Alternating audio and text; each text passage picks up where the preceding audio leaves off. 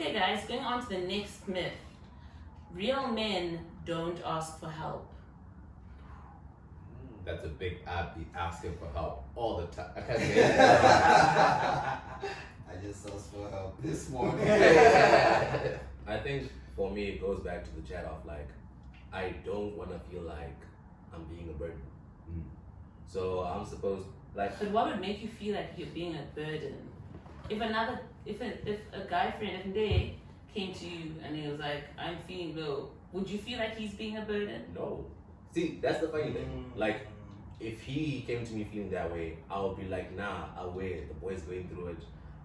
Bro, you are not a burden. So then what makes you think you would be a burden to someone else? It's more like a personality thing, right? So I'll give you an example. It's a personal experience. When I got attacked on the train and I got pistol whipped. And the next day I went to school in the morning. Like it happened, I slept, went to school in the morning.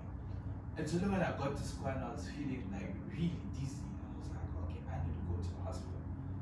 But even when I got there and the doctor sat me down, I was like, oh no, I just missed class. All I need is a note to confirm that I missed my tutorial and I'm out of here. So he was worried. I was worried about school.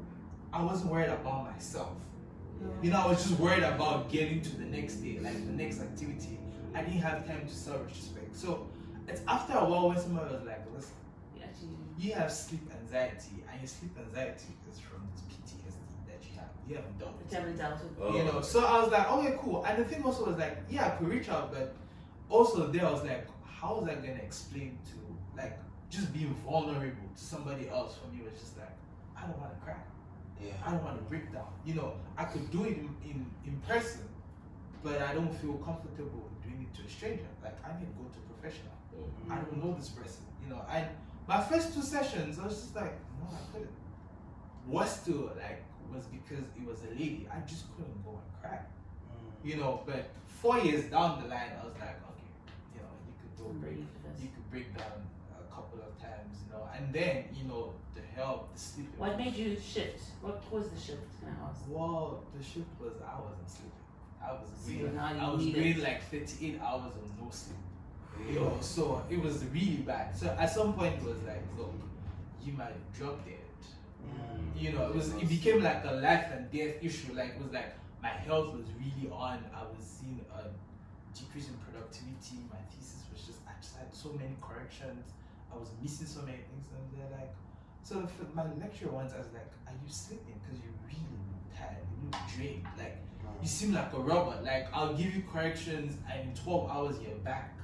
But like you're like back with the same way that I saw you like a few hours ago. I'm like, no, like I was just trying to get to the next point in life. You know, I wasn't worried about myself. This had to be done.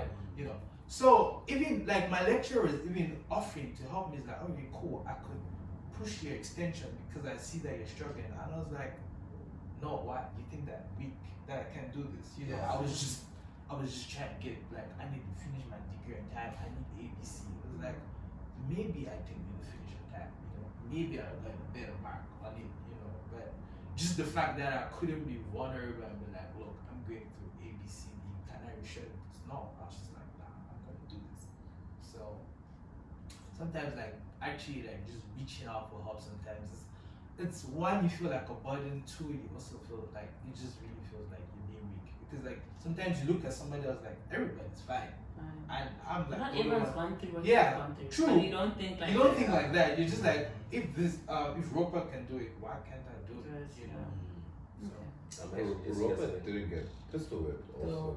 That's the thing. As I'm saying, that's the. Would you say you got a chance to process that experience properly? Like at this point, I'm not asking do you think you're fine, but I'm asking more, do you think you've processed the experience enough for you to not even be able to function, because that's not what's important. It's just, are you over it? Like, like now I am over it, but I can tell you that when it happened for like the first 2-3 years, like I saw a change in my behavior. I had an idea of what it was, but just the thought of having to deal with that problem, I was just looking for like the next release. You know, if I had a quick fix, you know, if I was down, I was like, oh, I could go to Craig, we'll go out, I'll be fine, cool, let's go out. You know, as long as the next fix got me through where I had to, I was good to go. You know, and until, like I said, it came crashing down. Yeah. Like it became really almost life-threatening. I was like, okay, I actually need to do you know. this. So reaching out even to my parents was like, no, Yeah, I get it. you know, like Yeah, even reach, parents. so I reached out to like the closest person who's like my cousin.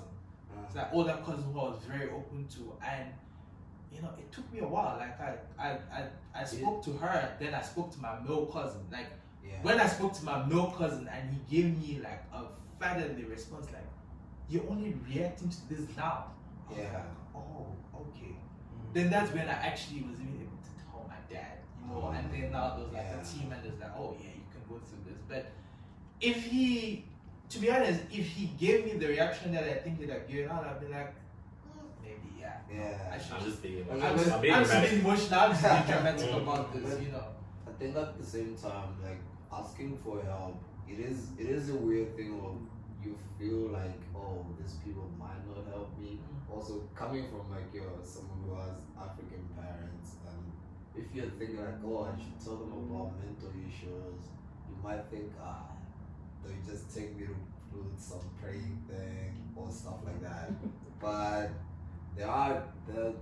there's like a small surprise that they might actually help you. Maybe it's not the full extent you were expecting, but if they're open to it, it might be a lot of help for them. So do you think a lot of it stems from our childhood and like like how our parents raised us, like the whole like being scared to ask for help thing? Because you're talking about the parents thing, like us being scared that our parents are gonna start like praying for us, or think we're lazy, or think we're like something. It's just like an excuse, or like demons, or like I don't know. But, like, I think the problem really stems from our parents never also got the opportunity to digest their own emotions. So how are they going to be able to assist you in digesting what you're going through if they've never done it themselves?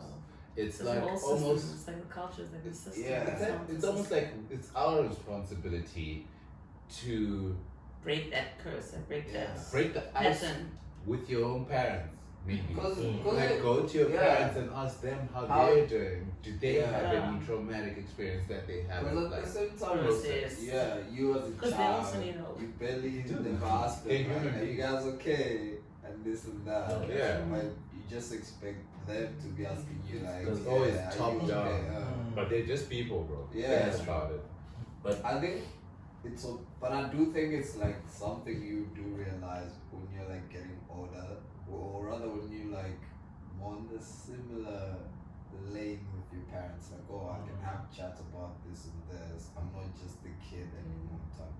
Yeah, but I think for me personally, I'm realizing that. So personally, I struggle with like expressing myself or showing emotion, that kind of thing. So, but at the same time, I'm realizing that it wasn't just my parents; it was also like the things that I grew up around. So the cartoons that I watched, a lot of them experienced like this thing of being macho, being strong, like what it means to be solid, you know. Masculinity blah, blah, blah. complex. Exactly. Happens. So I grew up around that, and I was like, okay, this is the way. And I would say it was only until like I got to university that I learned that wait, bro, you're actually not okay. Like you actually struggle with dealing with your emotions, kind of thing. But then before that, This actually leads into the next one, which says men can recover on their own, i.e., man up, like they can recover on their own. Is that true? Can you guys just get depressed and then maybe a few months down the line, everything's fine? Like, just give it some time. I think it takes way longer if you don't ask for help. I think you can. I think anyone can, but it takes way longer. Also, but you guys are able to just recover. But I think, like along the lines of his chat, I think what he was dealing with, that is something that you need to reach out to people. Because in my head, this is like obviously my theory, but if he hadn't reached out, maybe 20 years down the line, he would have been like, oh, I finally, as an older man, I understand what I went through, and I'm able to distance myself now because of time. But if you want to get fast results, I think you need to reach out as soon as possible, so that the emotion itself doesn't like crystallize and create, you know, a different character within you. Okay, but at the same time, you talked about fast results. Yeah. But I think, for me personally, I think that you can actually like come up with short-term solutions to a long-term problem. For yourself. Yeah, By yourself. Like, for me personally, right? No matter what I'm going through, at times I just say to myself, we move. So, but one thing is, it is what it is. Exactly. And one thing I've realized is, at times it's important, in as much as I'm saying that we move, at times it's important for me to like stop and ask myself, are you moving in the right direction? Yeah. Or Are we actually? are you actually moving? Yeah. You know? Because the thing is, in as much as I'm going through the most, but I will still like try to move in a way that I can do deadlines. That's a temporary solution, and at some point I'm gonna crash. At some point, all this pressure that's building is gonna like find some way to blow out, you know. Yeah. But Maybe we should schedule crash days. You Yeah. know? Like, like every 2 months, all that emotion. Give yourself that a you day have to be like, okay. fixes for. Have like a crash weekend where you like the guys come together and just cry in a circle. Is the blowout, is the crash, is that always, you know, like I feel like especially in a university setting or in a work setting, when you say I'm crashing, when you say I'm losing it or whatever, it's always in such a negative light. But then, is there a way to flip it up, you think? Is there a way to be It's a like, coping I mechanism. need to crash, like I need to have that release, I need to I That's think interesting. I need to bring myself to maybe even the lowest point before I can start healing again. I think it's a good and bad thing. So I think that's a good thing because like obviously now that pressure is like been relieved. But then if you don't necessarily expense. but if you don't necessarily learn the things that like you need to do, it's just gonna be a cycle that you're gonna keep repeating. Yeah. But You is know? that also not like just your way of dealing with it? Like instead of having one crash day, like you could have like one crash day after you tell yourself you're fine, or you could deal with it slowly over time. And Mini crashes. Yeah, mini crashes, but you don't have one big Slight crash swerves, day. no crashes. Nah, but my child is Controlled crash. I think at the end of the day, like it's important for you to like Tab said, just sit down and be like, okay, how am I doing and what's going on? Because if you don't do that, you're gonna be constantly having like after every 2 months, I'm having a crash day. Whereas at some point, if you deal with these emotions, or if you be like, okay, I'm not okay, and this is what it is. So it takes a level of self-awareness, I'm hearing. Like, But that's not a lot easy of to reach, self- eh? It is, it's very difficult.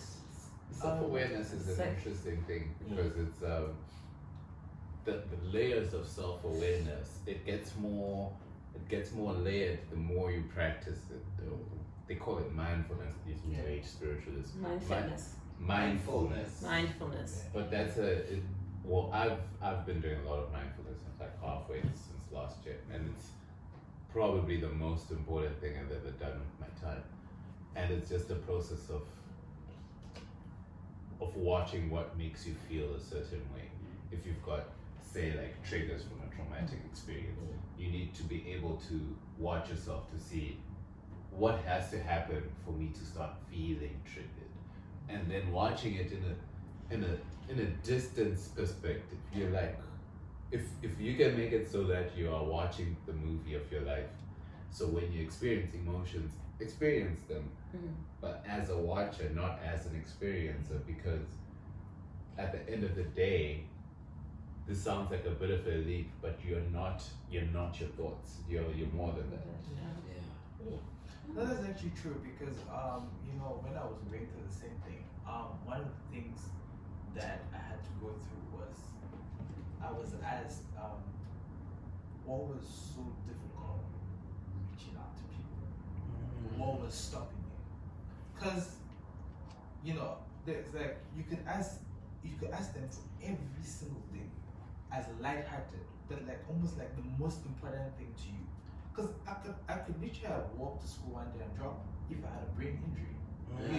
You know, like something as vital as that. Like, what was wrong with you? Couldn't reach out. You know, and then I had to go and be like, oh, I remember that. Like sometimes the society you grew up as a child is you just questioning things, you're being shut down. You know, just like, you know, like if your child has so much curiosity, you know, you're not being praised. You know, you're like, oh, you're the child that I don't want to take to anywhere. You know, you're the child that talks too much, you're like this. So at a certain stage, you know, they beat you down and you just become less of a person. So at a certain point in time now, to reach out, to be that person, you're no longer that person. You know, because like, now you want to go like, oh, they're like, oh, here, come today. What do you want this time around? And it's something as serious as that. You cannot, like, if somebody's not open to you, Yeah. you know. So now I broke it down. I was like, oh, so you know, like, oh, I went to my dad first. I was like, oh, and then I realized, I was like, oh, it's actually easier to reach out to my mom than my dad. But the whole time I always thought it was the other way around. I'm gonna say my dad is difficult. Dad. I'm not saying it's Not like that. That's another discussion. Yeah, but like, you know, like you said, like the mindfulness, you know, like, so I went through the process and I was like, oh, I actually like unraveled the relationship. I was like, oh, my mom is not this way, my mom is this way. And when I spoke to her, she was like, I did this because of this, and it was because of my experiences. And I just realized that, oh, maybe she was reacting this way because she was very, very protective because I was her first child. Yeah. And she has a different relationship with my sister because of this. But now we're, you know, so like that mindfulness, like me now being able to stand aside and watch my life, you know, progress, like, okay, I got from A to B to C, and this is what happens, and this doesn't need to happen. It's like, oh, okay, you know. So now I'm open to therapy. You know, I can talk about anything now. You know, my emotions. You know, like there's nothing which is pressing me. Like if I don't want to tell her, I don't want to tell her. I'm not afraid of a reaction or anything. Like it's just I don't want to, or I'm not ready to tell her. Sometimes yet. it's just a choice. Yeah, I just don't want to tell you. Okay. Along the lines of what Tabs was saying too about the mindfulness, I remember I was trying to look for it, but there's this chart about like levels of enlightenment where it starts fear, shame, guilt, and you like grow through it until you reach a point of kind of neutrality, and then you have the courage to then move up towards like giving love out to people. Yeah. And in that, even along the lines of parenting, you as a young person, sometimes you don't have any sort of programming until people kind of stop you. Yes. So you saying stuff, and then what happens is the person's fear, the parent's fear, makes them act a certain way, and that imprints the fear on you. So that whenever you try and reach out in certain situations, that fear then gets replayed in you. It's almost like they transferred the fear to you. And it's the same with fear, shame, guilt. It's like they're reacting to you. If they react to you in a guilty way, then you get programmed with guilt in you whenever you have certain situations happen to you. And so now, before you can even express those situations, the attachment of the emotion is already there of like fear, shame, guilt. And then when you actually get the chance to break past it and share it with people who are, you know, trusting, or maybe it's a professional, so you're paying them to be trustworthy, you're able to then break through that programming and then move forward, and then you're able to level up to, you know, having more, I don't want to say healthy reactions to things, but it is kind of being healthy because you moved past your previous less destructive programming into like a more positive programming. Because the thing with to my understanding, this is a personal opinion, but I think every single person has childhood trauma. Just because when you're a child, you're not attuned to social dynamics, you're not aware of your environment enough to know how to respond to certain circumstances. So anything that happens that when you're a child that you don't understand or that's actually traumatic, you just absorb it and you never process it. So do you think that comes out later as well? 100%. In everybody's got something, bro. Like you were talking about the difference between how white children are raised and how black children are raised. Like the negative reinforcement All the that being shut down. that the black child receives.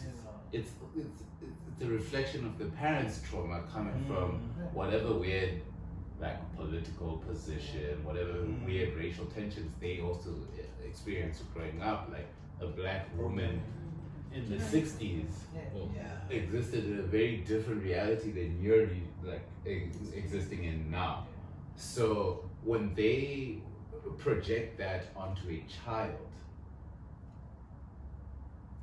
at the time you may not, you don't know You don't know the programming you're you're 8, receiving, you're actually. 8, you're 13.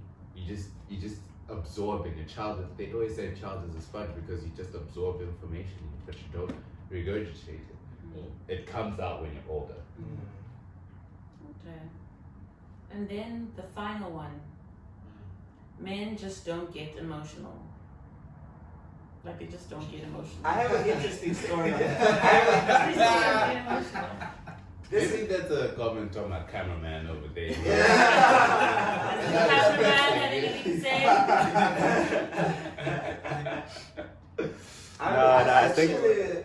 I think men do get emotional. I mean, emotion can be anger also. There you go. Anger, You can be okay. sad. Yeah. So men do get emotional. There's no way they don't. But do they express it overtly all the time? But I I do think they do express it, but it might just be something women don't expect, maybe. And The way it's expressed. yeah, The way it's expressed. Because Yes, I think that's sometimes the difference. Because sometimes, in the language. I think sometimes that's when the clashes sometimes come. Because I know like in relationships, sometimes a partner will be angry at their partner because they think their partner is sulking, or they're sulking the wrong way, or they're sad. But I know you're angry at me, but you're not showing it. Or like I know you whatever. Or like, but Showing it's the because way I people want it to be exactly shown. showing it the way. because at the same time, you realizing that like, okay, my partner's angry means they're showing some emotion for you to actually tell, okay, something is off. Are you okay? What's going on? So I do think it's just like men do show emotion, but it might just be a slight different language than they expected. And this is all emotions, sadness. You guys show. Let me say this.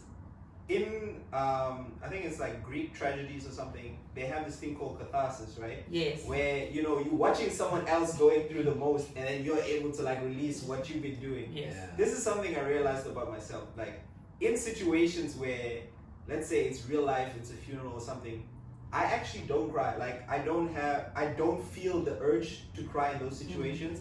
But if it's a movie, or let's say like an animated dog dies, it's a weird trigger. Like that is where I get to release those kind of emotions. Because then I'm like, the 101 Dalmatians or something. Like you're just like, why is this happening to them? But then when it's a real life situation of like, like I can even say on a personal note, like a couple of years ago when my auntie died or whatever, it was interesting. I couldn't cry at the funeral. I was just there, I also had to do a lot of running around and like errands type stuff. But yeah, when you get your own moment, like I think there's something more private about like watching media or something where you're like able to release those kind of emotions. But in real life, I think it deals a lot with the programming that you receive as a man. It's like, nah, in this situation you gotta maintain. What I'll say to that is, I think at times like, okay, the level of programming differs. Yeah. So Yeah, it's for everyone. yeah. So okay, I have a similar story where my gramps passed away. Then I found out through a WhatsApp story. Then from there, I landed in Zim, went to the funeral. Now, it only hit then when people were like, my condolences. Then like, I shared a tear or two. Then I had to stop myself because I was like, nah, but bro, just be there for your other relatives. Be there for your little cousins. Because like, you need to stand there with them. You need to be there. You need to be that person that like, they can. So it goes back. Yeah. So, and then the sad thing is, when I watch movies, like those animated movies and everything, that make me feel, I will feel, but then like, I'm not able to like outwardly reflect that. So, it's hard for me to be like, okay, cool, Baymax died or something. And then I'm gonna cry now. So, yeah. Just, Yeah. Is Baymax that though? No, I'm. We have fun, bro. The thing is, I don't want to be dropping spoilers on people's videos. Yeah. Obviously. No, but I'll say on a personal note, it's like in real life, it feels like I don't have tear ducts. Like I haven't cried for a real thing in a long time. Yeah. But if it's, it's funny. I think maybe because I consumed a lot of media growing up, but like rewatching like a random Naruto episode where it's emotional, you're like, damn, Naruto went through the most. Oh my god. When a certain person dies, you're like, oh my god, this guy did the most. He was there for the squad, for the gang, for the village. Yeah, that nostalgia stuff hits different than real life. But I would say, well, this is me being vulnerable. Black men, you can be vulnerable. And I can be vulnerable because I don't care about people's opinions, about anything. I'm glad I like to Just say, like you. I like hearing what people say, but like, I honest to God, bro, like this is my personal life experience. I don't care what your projection of me is, because at the end of the day, I don't even know myself. I change every day. So how can I care about someone's opinion of me 2 seconds. of me who just met me and I told them a version of myself? But anyway, I can say I probably haven't cried in. Since your mom gave birth to you. It has been a while. I'm not gonna say how old I am, but like, let's say I haven't cried in 15 years outright, maybe more. Wow. I don't remember the last time I cried, but Okay, tears and crying. last weekend, I cried my ass off about nothing. That's the thing. That's Oh. powerful. But that's powerful. Like, I didn't have any attachment to the emotion. Like, it wasn't like anything happened. It wasn't like I was thinking about, oh my, Was it just death my thesis. or pieces, or someone broke up with me, or someone died. Nothing. Bro, life is so great. It's all good. But I just had overwhelmed with just concrete emotion and undeniable.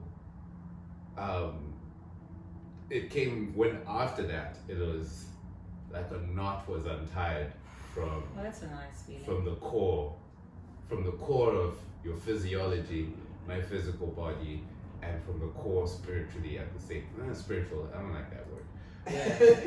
But Scratch that. some kind of core, some kind of metaphysical inner work. metaphysical unlock. Exactly. Okay. The mad thing is, it's not just like, oh, okay, cool, I shed a tear, yes, I revealed emotion. It's actually like that ugly cry. Yeah. You know, like when you're making the sounds and you It's not about the aesthetics of crying. It's much more. It's not about. People can cry without tears. They Some men- can, yeah. some men- That happens to me I sometimes. always It's like, found oh, that yeah. weird though. Go People and who cry. I can cry cry without tears. tears. Yeah. I need to see the tears. See the tears, so I know it's real. So I don't cry. You're so curious that Yeah. like are you really releasing whatever was going on? But So I think all these myths are myths. They're not facts. Then we agree. I don't think that facts. Yeah. Social constructs. I don't know. The only time I cried was when the nurse pinched me when I was born. I haven't cried. I don't have tears. The two cups haven't developed. You should find that nurse again. Ask her what she did. What you do to my How about head? the random time when you're cutting onion? But like And you're thinking, should I just keep it I going? made the you know? onion cry. Wow. No. But yeah, like I'll just lastly more to that, right? I realized about myself that by engaging in media, I'm able to like express more emotion. That's why I don't watch a lot of stuff back to back anymore. But when I do want to feel something, then I'm like, alright, okay, this is kind of my own form of therapy. Like watch some imaginary situation of someone fighting for their family and something. And be like, yeah, you really feel that tension release of all the stuff that maybe I've been holding in and stuff like that. It's about Self-awareness. it's about letting go. What a cry is really. Yeah. It's just letting, like, I think Ropa said, ugly cry. Like, ugly cry sounds like something you don't do in a social setting. Public. Because it's ugly. It's something you don't want other people to see. And when you're in social context, you're like holding up this image of yourself. Yeah. So ugly cry when you finally let yourself to just feel everything you need to feel and really just experience it. I think we've discussed a lot here.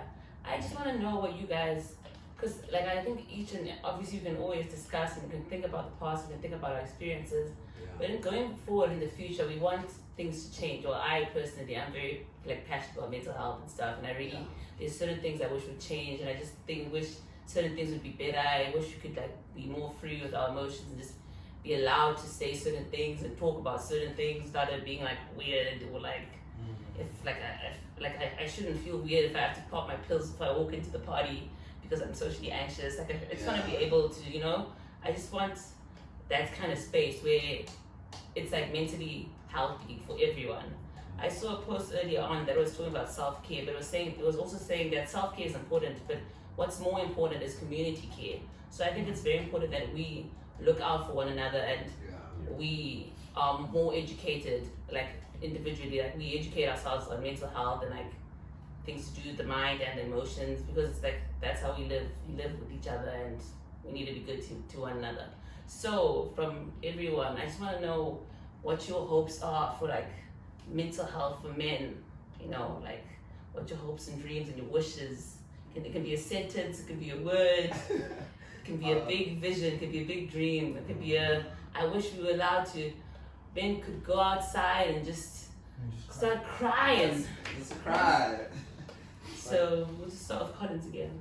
I would say I do wish the stigma around men not having emotions and mental health, or men not talking about certain things, was kind of removed in a sense that like maybe some of the conversations or stuff like that when men are talking about them going through something should be seen as like, oh, okay, this is normal, or like men are allowed to be weak too. I think that stigma, that stigma should be removed, and if there's a positive thing around it, that would be great. But I have two. The first one is, I feel like people, in general, any gender, should find what is a healthy release for them and fit that into their schedule. Like I said with the media thing, I found out that I get real empathy when I watch stuff, and that's been great to kind of release a lot of pent-up emotions that I'm not able to express maybe in a public setting. Secondly, I think it would be really cool, I don't know how this is going to work, but this is my grand vision, if we could find ways to reach out to our parents to like heal some of the stuff that they put on us, some of the stuff we put on them, and maybe like that's a grand vision that maybe may take 50 years, but yeah, that's something I really hope that we can like heal the trauma both upwards and downwards to like our children and stuff like that. No, that's a bold dream. Yeah, I will say. it's a 'Cause, good. like, one thing I know is parents can be stubborn. Yeah. Especially since they're like, oh no, I am your parent. Yeah. You are my child, so I know you don't. Stuck in their way. you can't tell me anything. But Can nah, teach a for old sure. dog new tricks, man. Yeah. Yeah, if I had one, it's just maybe it's not so much a vision as much as a request to just ask yourself how you're feeling, but like ask yourself, removed of social context or any kind of dynamics of what the world views of how you should feel or what being strong or weak. Like, just forget about that and be like, how are you doing today, bro? Like, just ask yourself, like, on the real, like, it can be money shit, but as long as you're asking yourself realistically, it can be money shit, it can be love, it can be whatever it is. Just ask yourself, bro, what's bothering you? Why is it bothering you? Be honest. be honest with yourself, dude. Like, Yeah. there's so many layers you've made to survive. I get it. To survive in this modern world, it makes sense. But like that's why I almost don't even believe in external factors helping you deal with what's happening on the inside, because it's personal. Yeah. If you can just talk to yourself, if you can talk to yourself honestly, then I think you're doing a good job. Lastly, I'd say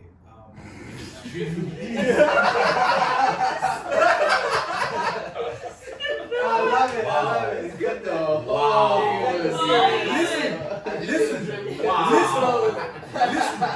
I said this at the beginning. This is our YouTube channel, but this is my YouTube channel. So you have seen me Europa. Bro, opportunity comes once, sorry. You said away. That was your grand dream. No, that really wasn't. But I think for me, just like more safe spaces where we can talk about these things and address these issues, because sometimes you yourself might be in denial about it, or you might be fighting it, but then just to be like, away, like I'm not the only one that's feeling this way, or I can actually be honest with my emotions, I can be vulnerable, spaces like that. Yeah, I think that's what I want to see in the future. I'm done. I think lastly for me is I just think we need to change the narrative of what masculinity means. You know, and I think that's very important, because we can say everything that we want to say, but time passes by really quick. You know, you go from toddler to this and this and this, and by the time you catch yourself, like you could have changed something when you were younger. It's easier to learn younger, like you said, like changing your parents. It's difficult to change them, right? You know, but maybe if you cut to at teenage age, you know, you could maybe help them. Like now, 60 years down the line, this man just wants grandkids from you. It's just not. It's not like good. Like yeah, you know, he's just single-minded. Like we're at the grandkids, you know. And I think that is very important to say, to change that narrative, because you know it will come to almost everything that everyone says, you know. So now, you know, like you can tell the child, like, okay, look, as a father, as a man, you're not only meant to be a provider. There's more to you than that, you know. There's range, bro. range. You know, you can cry. You know, like if you come back from school, like don't cry to your mom and then not tell me. You know, I actually want you to come cry to me. It's okay. Let me just, I can just be there and watch you cry. Let it be a safe space, you know, for you, you know. And because, you know, all of these things build up, and, you know, you grow up to a person and you're just this toxic husband, toxic father, toxic colleague, toxic, you know. So I just think that and I think that it cuts across in your everyday life, because you see, I'm not doing shit anyway, but like you see some people at work and you're like, yo, bro, you got some deep issues. Like I don't know what's wrong with you, but I pray my sister doesn't marry, for example. You know, no, I don't even want my therapist to see you. I need therapy, so you know. She wouldn't be able to heal me if you know, she's done. So it's just like, you know, like it's just like I think that if we can get it from scratch, you know, like change the discussion. Like I don't think back in the day parents would sit, like men could sit down like this. With a woman also. With a woman. You're probably going to fit. You are voiceover. You're doing your job voiceover. Actually, you'll be behind the camera. Camera, in the clothes, Yes, you know. Or Yeah. shooting at cops. Like